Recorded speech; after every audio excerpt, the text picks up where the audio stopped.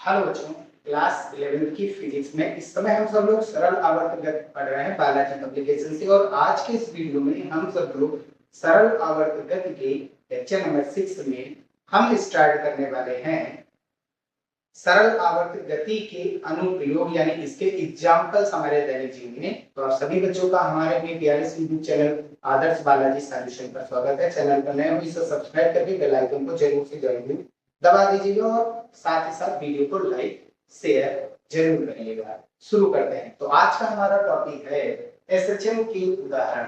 SHM के उदाहरण मतलब सिंपल हार्मोनिक मोशन सरल आवर्त गति के उदाहरण। इसका पहला उदाहरण हम सब लोगों ने डेरिवेशन में पढ़ लिया है और वो है डेरिवेशन हमारा सरल लोलक और सेकंड लोलक। सरल लोलक का आवर्त का वो चीज हम पढ़ चुके हैं। ये दूसरा इसका हम सब लोग पढ़ेंगे स्प्रिंग से बंधे पिंड की। अगर हम कोई एक स्प्रिंग ले ली और उस स्प्रिंग से कोई एक वस्तु बांध दें और बांध करके हम अगर खींच करके छोड़ेंगे, बांधेंगे स्प्रिंग के एक छोर को दृढ़ सिरे से और दूसरे छोर से उस वस्तु को बांधेंगे और उसको बाहर की ओर खींचेंगे, तो वो बाहर की ओर जाएगी। तो उसको खींचने में हमें बल लगाना पड़ेगा, भाई मेहनत करनी पड़ेगी, क्योंकि स्प्रिंग टाइट होती है तो वो जाएगी नहीं, वो प्रत्यानयन बल लगाएगी। वो किधर खींचेगी वस्तु को? अंदर की ओर, लेकिन हम किधर खींच रहे हैं? बाहर की ओर। वस्तु तो बाहर जाएगी, बाहर जाएगी, बाहर जा करके छोड़ेंगे तो स्प्रिंग ज्यादा टाइट नहीं होगी, तो स्प्रिंग अंदर बाहर अंदर बाहर अंदर बाहर ऐसे लचकदार मूवमेंट करेगी। और एक साम्य स्थिति के दोनों ओर स्प्रिंग जब गति करती है, कंपन करती रहती है, अपनी गति को दोहराती है सरल रेखा में, तब वो होती है हमारी सरल आवर्त गति। तो स्प्रिंग एक सबसे बेहतरीन एग्जाम्पल है इसको समझने के लिए। ठीक है भैया।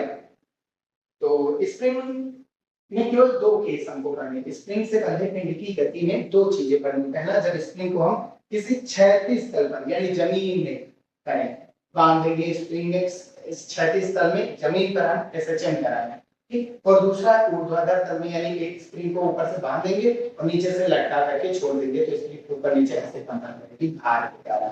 ठीक है। तो सबसे पहला हमारा टॉपिक है क्षैतिज तल में।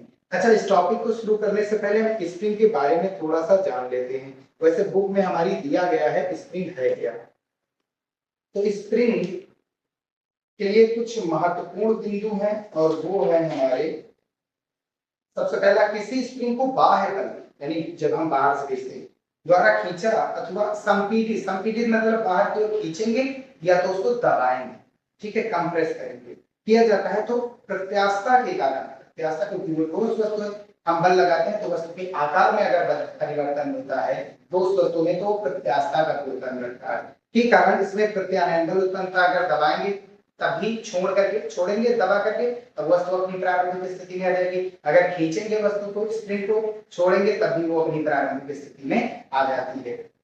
यानी कि प्रत्यानयन ये जो लाता है, हमारा विरोध करता है, स्प्रिंग को अपनी पहली स्थिति में लाता है, मूल अवस्था में लाता है या साम्य अवस्था में लाता है, वो लाने का प्रयास करता है यहाँ पर प्रत्यानयन बल, रिस्टोरिंग को, उसको रिस्टोर करता है, पहले जैसा बनाता है। और वो बल हमारे विपरीत दिशा में हमेशा लगेगा। अगर हम स्प्रिंग को खींचेंगे तो अंदर की ओर लगेगा, अगर स्प्रिंग को हम दबाएंगे तो हमेशा बाहर की ओर लगेगा। क्लियर है? कम खिंचाव अथवा संपीड़ित के लिए हुक का नियम पालन करती है। अगर खिंचाव कम हो रहा है तो जाहिर सी बात है हुक का नियम लगेगा। हुक का नियम क्या था कि प्रतिबल विकृति के समानुपाती होती है, जितना ज्यादा हम वस्तु पर बल लगाएंगे उतना ही उसमें दोष उत्पन्न होगा, उसका आकार बदलेगा। वही सेम कॉन्सेप्ट स्प्रिंग पर होता है, ठीक है। और स्प्रिंग के बल एक सूत्र होता है, स्प्रिंग में अगर हम जब बल लगाते हैं तो अंदर प्रत्यानयन बल लगता है K1, और वो भी कैसा? माइनस का। क्यों? क्योंकि प्रत्यानयन बल लगता है अंदर की ओर, ये जो Ky है ये अंदर की ओर लगता है, और ये बल जो है ये बाहर की ओर लगता है। ये बल हमारा और Ky प्रत्यानयन बल है, वह स्प्रिंग के अंदर है तो Ky। अच्छा, Ky के साथ साथ आप Kx भी लिख सकते हैं, Ky के साथ हम इसको Kx के रूप में लिख सकते हैं। और माइनस चिन्ह ये बताता है कि जो प्रत्यानयन बल है, ये प्रत्यानयन बल अंदर लग रहा है, Kx अंदर लग रहा है और हमारा बल बाहर, इसलिए यहाँ पर माइनस का साइन लगा दिया जाता है। तो ये होता है स्प्रिंग, जहां के क्या स्प्रिंग का बल नियतांक। बल नियतांक यानी कि ये हमें बताता है कि स्प्रिंग कितनी टाइट या नर्म है। अगर स्प्रिंग टाइट है तो के का मान ज्यादा, स्प्रिंग नर्म है तो के का मान कम होता है। क्लियर बात? अब कड़े स्प्रिंग के लिए के का मान अधिक होता है, हमने बता ही दिया। और बस ग्राफ यही है, इतना सारा चीज है, बाकी इसमें कुछ खास वगैरह है नहीं। स्प्रिंग की जो प्रत्यास्थ स्थिति जो जाए बटा 2 के वाई स्क्वायर या एक्स स्क्वायर कोई भी वो विस्थापन होते हैं। अब स्प्रिंग से बंधे पिंड की क्षैतिज तल में गति क्या होती है हम उसका डेरिवेशन करने वाले हैं। हमने मान लिया तो कोई एक स्प्रिंग है जिसका कोई एक स्प्रिंग है हमारे पास और जिसकी बल नियतांक के यानी कितना टाइट है इसके बारे में बताता है। कोई स्प्रिंग लिए नॉर्मल लेंगे ज्यादा तगड़ी नहीं लेंगे तो इसका बल नियतांक कितना है k है और इसकी लंबाई कितनी है m है। इसका एक सिरा हमने कोई दृढ़ सिरे से बांध दिया स्प्रिंग का और दूसरे सिरे से एक हमने वस्तु लगा दी। अब ये ऐसे ही रखिए कोई यहाँ पर y विरोधी बल है। अब हम इसको बाह्य बल लगा करके खींचेंगे तो हमको ये चीज तो आप सब लोग हम भी जानते हैं आप सब लोग भी जानते हैं अगर इसको हम इधर की ओर खींचेंगे तो ये वस्तु किधर की ओर प्रत्यानयन बल किधर लगेगा अंदर की ओर। प्रत्यानयन बल को हम Fr लिख सकते हैं रिस्टोरिंग फोर्स जिसका मतलब है Fr। जो Fr है हमारा वो किधर लगेगा अंदर की ओर हमेशा बाह्य बल की विरुद्ध दिशा में विपरीत दिशा में। ठीक है भैया तो ये अंदर की ओर लगेगा।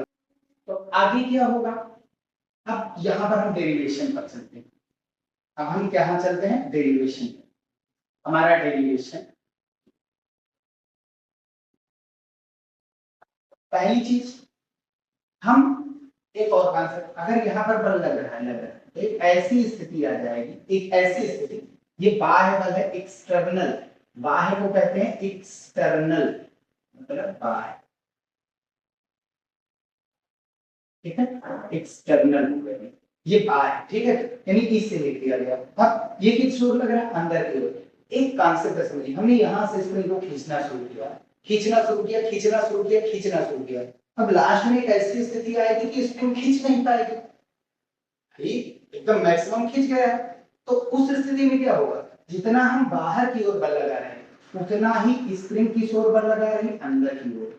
स्प्रिंग अंदर की ओर जो बल लगाती है उसको हम क्या कहते हैं उसको हम कहते हैं Fr। ये एक ऐसी स्थिति आ जाएगी कि जितना हम अंदर की ओर बल लगाते हैं उतना बाहर की ओर बल लगता है यानी उस स्थिति को कहते हैं साम्य स्थिति। और वहां पर पहुंच करके हम छोड़ेंगे अगर वस्तु को तो वस्तु कंपन करने लगेगी। क्लियर बात। तो ये कॉन्सेप्ट याद रखिए। तो साम्य स्थिति में होगा क्या साम्य स्थिति में होगा क्या कि जितना हम बाहर की ओर बल लगाते हैं हम जितना बाहर की ओर बल लगाते हैं स्प्रिंग किधर की ओर बल लगाती है अंदर की ओर बल लगाती है और इन दोनों की डायरेक्शन अलग अलग है इसलिए यहाँ पर किसका चिन्ह लग जाएगा माइनस का। अच्छा स्प्रिंग कितना बल लगाती है अंदर की ओर ये तो होता है उल्टा स्प्रिंग जो बल लगाती है वो ये लगाती है माइनस चिन्ह तो ये बताता है कि वो अंदर की ओर लग रहा है। जो स्प्रिंग बल लगाती है याद रखना भैया स्प्रिंग जो बल लगाती है उसको कहते हैं के मतलब इसका बल नियतांक और इनटू में ये विस्थापन कितना हुआ है x ये मैक्सिमम इतने पर जाएगा ठीक है। तो ये Fx जितना भाई हमने किस ओर लगाया बल बाहर अंदर की ओर जो बल लगता है वो Fr होता है या फिर उसको कह दो kx होता है।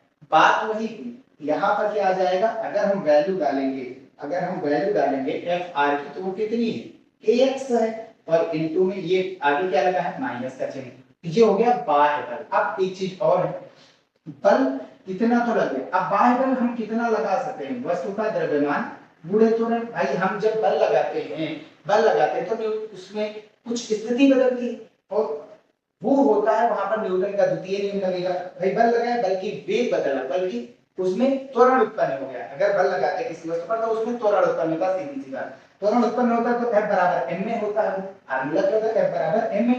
यहाँ पर a त्वरण को हमने क्या लिखा था अल्फा से a आयाम से लिख दिया गया था ना तो अल्फा से हमने लिखा और अल्फा यहाँ पर क्योंकि जो Fe है त्वरण की दिशा में नेट बल कितना लग रहा है Fe लग रहा है वस्तु का द्रव्यमान गुणे वस्तु का त्वरण कितना है अल्फा और अल्फा बराबर हम पहले से ही पढ़ चुके हैं अल्फा बराबर होता है माइनस का ओमेगा स्क्वायर इंटू वाई था माइनस का ओमेगा स्क्वायर इंटू वाई था माइनस का ओमेगा। अगर विस्थापन ध्यान से समझिए हमेशा विस्थापन की विपरीत दिशा में त्वरण उत्पन्न होता है एसएचएम में ये चीज हमने बताया था। अब वही चीज यहाँ पर हम करके देखते हैं अगर ये वैल्यू उठा करके हम कंपेयर कराएं दोनों का तो m अल्फा बराबर कितना हो जाएगा m अल्फा बराबर भाई ये दोनों LHS सेम है तो RHS भी इक्वल हो जाएंगे वो कितना हो जाएगा माइनस kx अगर गौर से देखेंगे, अगर देखेंगे गौर से, तो अल्फा भी किसके अनुक्रमानुपाती आ रहा है? यहां से देख सकते हैं जो अल्फा है वो अनुक्रमानुपाती आ रहा है -x के, और अगर अल्फा अनुक्रमानुपाती -x के आता है, विस्थापन के अनुक्रमानुपाती आता है, तो वो SHM होता है। यानी कण कौन सी, स्प्रिंग कौन सी गति कर रही है? स्प्रिंग कर रही है SHM। याद रखना, त्वरण किस ओर उत्पन्न होगा? अब ध्यान से समझिए, हम खींच रहे हैं बाहर की ओर, लेकिन वस्तु किधर जाएगी? अंदर की ओर। विस्थापन किस ओर? प्रत्यानयन बल किस ओर लग रहा है? अंदर की ओर। इस बात का सबूत है, यहाँ से आप सब लोग देख सकते हैं, और वो kx है। तो ये कांसेप्ट याद रखिए, Fr kx के बराबर है, और ये किधर किसके बराबर है? m अल्फा के बराबर है। तो अल्फा किसके अनुक्रमानुपाती हुआ? x के। दोनों की डायरेक्शन अलग है, तो इसलिए माइनस का। ठीक है, m अल्फा m में वही चीज fx के अनुक्रमानुपात भाई इसके बराबर आएगा। बराबर आने का मतलब m भी कांस्टेंट है, k भी कांस्टेंट होता है इसमें। तो देखा जाए अल्फा पर कौन डिपेंड? x। जितना ज्यादा अल्फा उतना ज्यादा x, जितना ज्यादा बल उतना ज्यादा विस्थापन। ठीक विपरीत दिशा में। ये चीज माइनस का चिन्ह यहाँ पर गवाह है इसका। अब यहाँ से हम क्या करेंगे? अल्फा की वैल्यू डालेंगे। अल्फा बराबर इतना आया, लेकिन यहाँ विस्थापन किसके रूप में हमने लिखा है? x के रूप में। तो ये हो जाएगा हमारा माइनस का ओमेगा स्क्वायर इंटू एक्स। यहाँ पर ये वैल्यू अगर हम डालेंगे, तो m इंटू माइनस का ओमेगा स्क्वायर इंटू एक्स बराबर में माइनस के एक्स है। माइनस से माइनस कैंसिल, एक्स से एक्स कैंसिल। अब बचा कितना? ओमेगा स्क्वायर बराबर करेंगे तो कितना आ जाएगा? k के बटे में m आ जाएगा, और ओमेगा से स्क्वायर हटाएंगे तो इधर रूट लग जाएगा। और यहाँ से हम समझ सकते हैं कोणीय चाल या कोणीय आवृत्ति हमारी जो है वो कितनी आ रही है? k/m आ रही है। और एक चीज और हमने पढ़ा था यही पर, कि जो ओमेगा होता है वो 2 पाई f के बराबर होता है। फ्रीक्वेंसी थी ना, f या n बहुत जगह बहुत सी बुक में लिखा होता है। ठीक है, तो न्यू भी होता है इसका, और बटे में m है।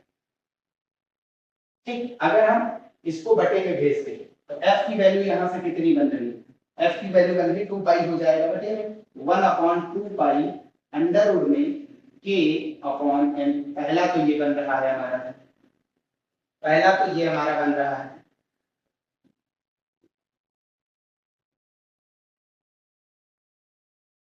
ये हमारा बन रहा है पहला फार्मूला। और दूसरा आवर्तकाल सबसे मेन, इसका आवर्तकाल कितना होगा?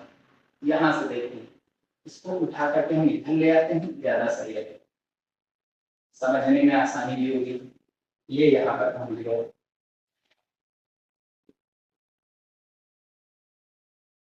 ठीक है भैया। अब ओमेगा बराबर एक चीज और पढ़ाता है, 2 पाई अपॉन टी पढ़ा था, और ये बराबर होता है भाई f का मतलब क्या? बटे का टी।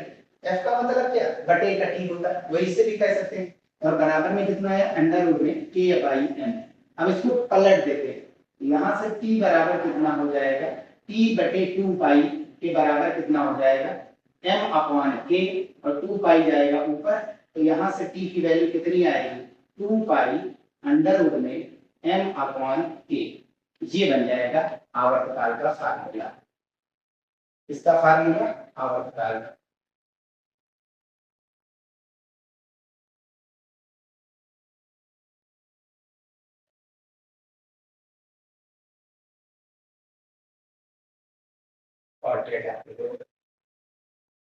ठीक है भैया, ये आवर्तकाल का फार्मूला बन गया। ये आवर्तकाल हो गया, और ये आवृत्ति हो गई, और ये बन गई कोणीय आवृत्ति। ये क्या बन गई हमारी? कोणीय आवृत्ति। इसको हम कह देते हैं कोणीय आवृत्ति। ओमेगा है कोणीय आवृत्ति। अब ध्यान से देखिए, आवर्तकाल किस पर निर्भर कर रहा है? m पर, द्रव्यमान पर। जितना भारी कण रखेंगे आवर्तकाल उतना ही ज्यादा कम आएगा। भाई कम आएगा भैया, यह चीज देखिए, m का मान अगर 4 रखेंगे तो रूट के बाहर आएगा तो 2 बचेगा। m का मान 9 रखेंगे तो रूट के बाहर आएगा तो 3 बचेगा। यानी कि m आवर्तकाल होगा कम। क्लियर बात? जल्दी अंदर की ओर खींचेगा। ये चीज यहाँ पर है, हमने देखा मान बढ़ा करके रखते हैं लेकिन वैल्यू कम मिल रही है। ये इसका उल्टा हो रहा है। ठीक, रूट लगा है ना, उसके कारण। अब ये हो गया इसका डेरिवेशन। अब आगे बढ़ते हैं।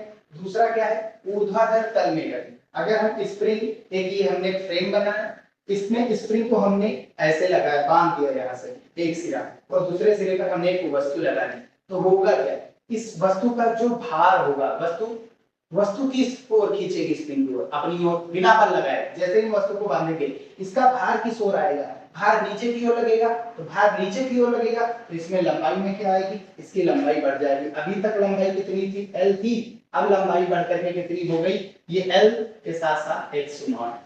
अब यहाँ पर पहुंच गए तो ये इसकी साम्य स्थिति है। साम्य स्थिति मतलब अगर इधर की ओर लगा ये चीज, तो पहली चीज तो विस्थापन किस ओर हुआ है, पहली चीज तो विस्थापन किस ओर हुआ है, ऊपर नीचे की ओर हुआ है, तो जाहिर सी बात है भार के कारण ऊपर की ओर कौन सा बल लगेगा, प्रत्यानयन बल। ये प्रत्यानयन बल अपने आप ऊपर की ओर, भाई वस्तु नीचे जा रही है तो ये इसका विरोध करेगा, नीचे जाने का विरोध करेगा। यही तो प्रॉपर्टी होती है। स्प्रिंग का बल नियतांक कितना है, K है। स्प्रिंग का बल नियतांक कितना है, K है। स्प्रिंग का बल नियतांक K है। स्प्रिंग का बल नियतांक कितना है, K है। कितनी टाइट है इसके बारे में बताता है K। ठीक, तो विस्थापन किस, भाई ये किस ओर जा रहा है, भार नीचे की ओर लग रहा है, और F जो Fr होगा वो किस ओर लगेगा, ऊपर की ओर, और वो किसके बराबर होगा, बल नियतांक और इनटू में विस्थापन कितना है, x नॉट। क्लियर, ये अंदर की ओर लगेगा, हमेशा अंदर की ओर लगेगा, और भार किस ओर है, नीचे की ओर। अब स्प्रिंग को जैसे लटकाएंगे तो लटकाएंगे, और इसके बाद इस वस्तु बांधेंगे तो ये जाकर के नीचे थोड़ा लटक जाएगी, मतलब स्प्रिंग थोड़ा फैलेगी, भार के कारण फैलेगी। इसके बाद वो वैसे ही की वैसे बनी रहेगी, ना तो ऊपर जाएगी ना तो नीचे जाएगी। क्यों, क्योंकि इसमें ये होता है कि जितना बल ऊपर की ओर लग रहा होता है इस स्थिति में, ऊपर की ओर, उतना ही बल कहाँ लग रहा होता है, नीचे की ओर। उतना ही बल कहाँ लग रहा होता है, नीचे की ओर, mg के बराबर। यानी यहाँ पर जो mg है वो किसके बराबर हो जाता है, kx नॉट के बराबर हो जाता है, और इन दोनों की डायरेक्शन अलग अलग है, क्या आ जाएगा माइनस। भाई mg हमेशा किधर होता है, पृथ्वी के सेंटर की ओर, ये सेंटर की ओर लगेगा भार, इसी को कहा जाता है भार, वस्तु का भार। भार को हम लिखते हैं W से, किससे लिखते हैं भैया, W से।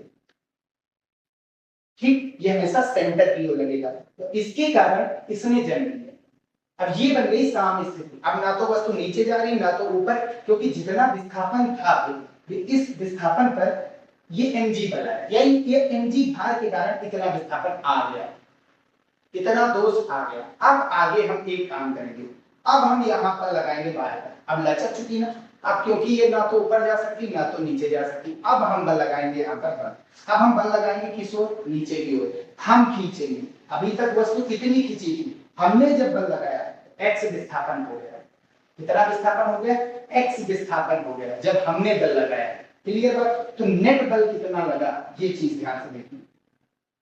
जब हमने लगाया तो टोटल कितना विस्थापन, x पहले से ही कितना था, पहले थे x नॉट था, टोटल कितना हो गया, x प्लस x नॉट। यहाँ पर जो अंदर की ओर अब नेट बल लगेगा, अंदर की ओर जो अब नेट बल लगेगा Fr, वो कितना होगा, ये तो हो चुका है, ठीक है, ये तो हो चुका है, ये इतनी हो चुकी है, लेकिन अब कितना लगेगा, तो बाह्य बल किस ओर है, नीचे की ओर, और टोटल अंदर ऊपर की ओर कौन सा बल लगेगा, भाई रिस्टोरिंग फोर्स। जब नीचे की ओर लटकाया गया तो रिस्टोरिंग फोर्स किधर खींचेगा, ऊपर की ओर, वो वस्तु को ऊपर की ओर ले जाना चाहेगा, नीचे ले जा करके हम छोड़ देंगे तो वस्तु कहाँ जाएगी, ऊपर, और फिर से कहाँ आएगी, नीचे, ऊपर नीचे ऊपर नीचे, जब तक कि ये पूरी की पूरी ऊर्जा ऊष्मीय ऊर्जा में खत्म ना हो जाए।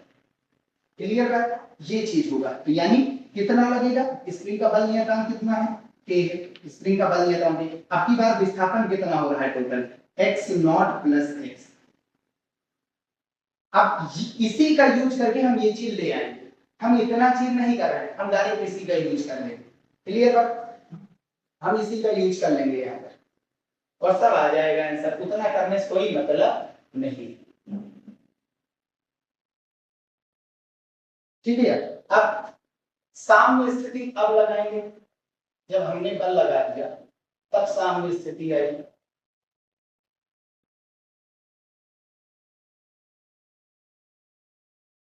पहली साम्य स्थिति क्या थी, पहली साम्य स्थिति थी, पहली साम्य स्थिति तो ये थी जब हमने लटका दिया था, छोड़ दिया था द्रव्यमान। ठीक, तो साम्य स्थिति आ गई, यानी वस्तु नीचे जाकर के लटक गई, अब वो ना तो ऊपर जा रही ना तो नीचे। अब हम फिर से उस पर क्या लगाएंगे, बल। अब बल लगाएंगे तो वस्तु फिर से छोड़ देंगे वस्तु फिर से साम्य स्थिति में जाकर के रुकेगी नहीं, ऊपर जाएगी, फिर नीचे आएगी, फिर ऊपर जाएगी, फिर नीचे आएगी। अब यहां से देखेंगे तो यहां पर हम कितना मैक्सिमम बल लगा सकते हैं, हम उतना बल लगा सकते हैं, हम उतना बल लगा सकते हैं जितना कि ऊपर की ओर ये सह सकता है। भाई हम धीरे धीरे धीरे धीरे धीरे धीरे धीरे धीरे कितना खींच सकते हैं, हम उतना खींच सकते हैं जितना ये खींच सकती है, और ये मैक्सिमम कितना खींच सकती है ये बताता है, ये Fr बताता है।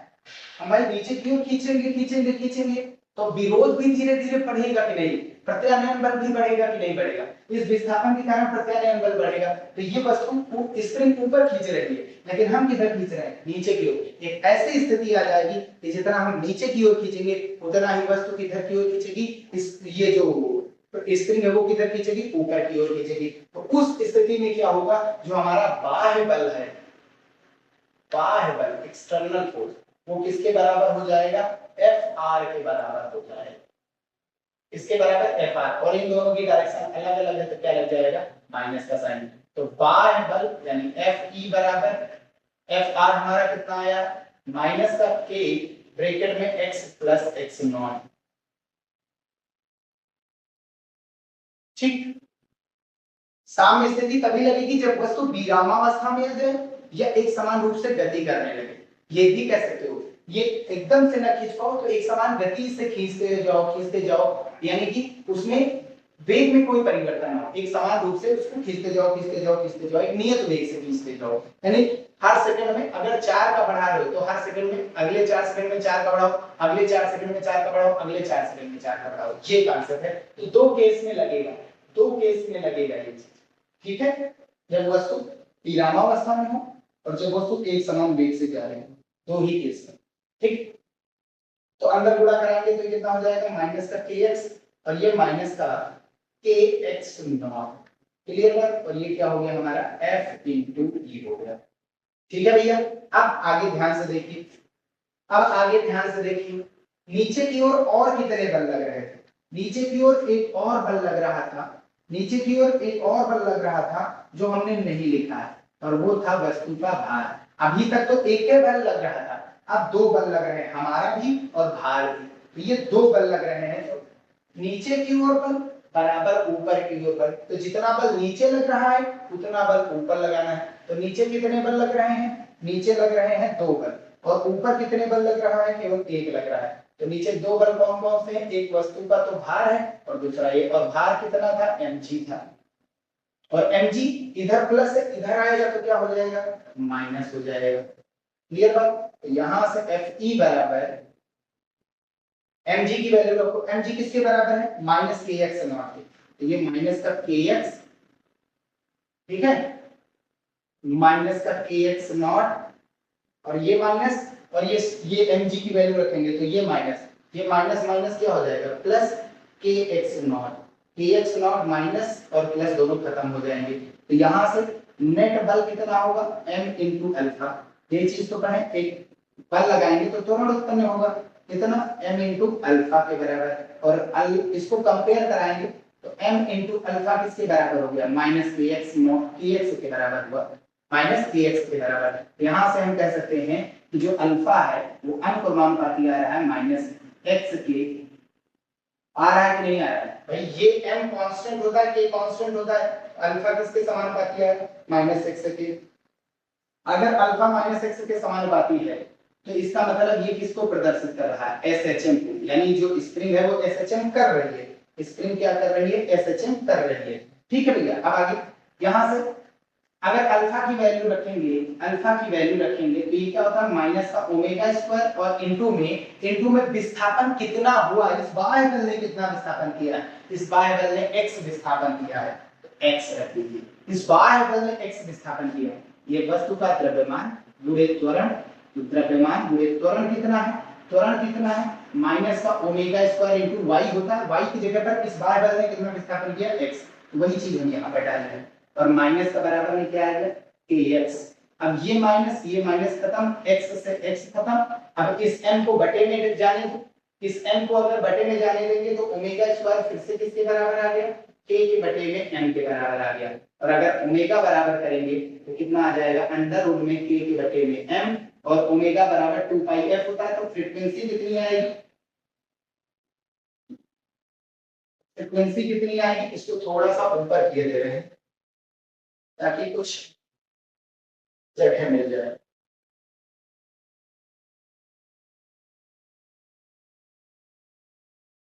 ठीक है,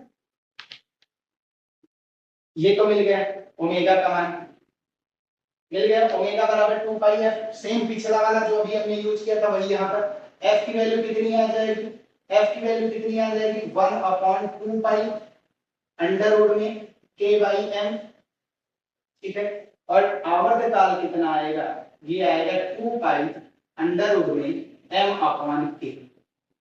क्लियर बात, यही तो आया था अभी हमने जब सॉल्व किया था, तो यही तो आया था भैया।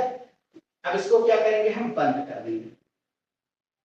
आवर्तकाल उतना ही है, चाहे आप ऊर्ध्वाधर गति कराइए चाहे आप क्षैतिज गति कराइए, सब में आवर्तकाल वही आ रहा है और सबकी आवृत्ति भी क्या आ रही है, सेम, चाहे ऊर्ध्वाधर गति कराइए और चाहे क्षैतिज। ये पूरा डेरिवेशन हो गया, ये पूरा इसका क्या हो गया, डेरिवेशन। ठीक, अभी हमने पिछला किया था ना, ओमेगा बराबर अंडर रूट एम बाई के बदले में आया था, ओमेगा बराबर 2 पाई एफ होता है, 2 पाई एफ रखेंगे तो 2 पाई जाएगा घटे में, एफ की value 1/2 pi under root M by K हो गया। अब इसके बाद ओमेगा बराबर 2 पाई अपॉन टी आया था, तो पलट देंगे, टी ऊपर 2 पाई नीचे और एम ऊपर के नीचे।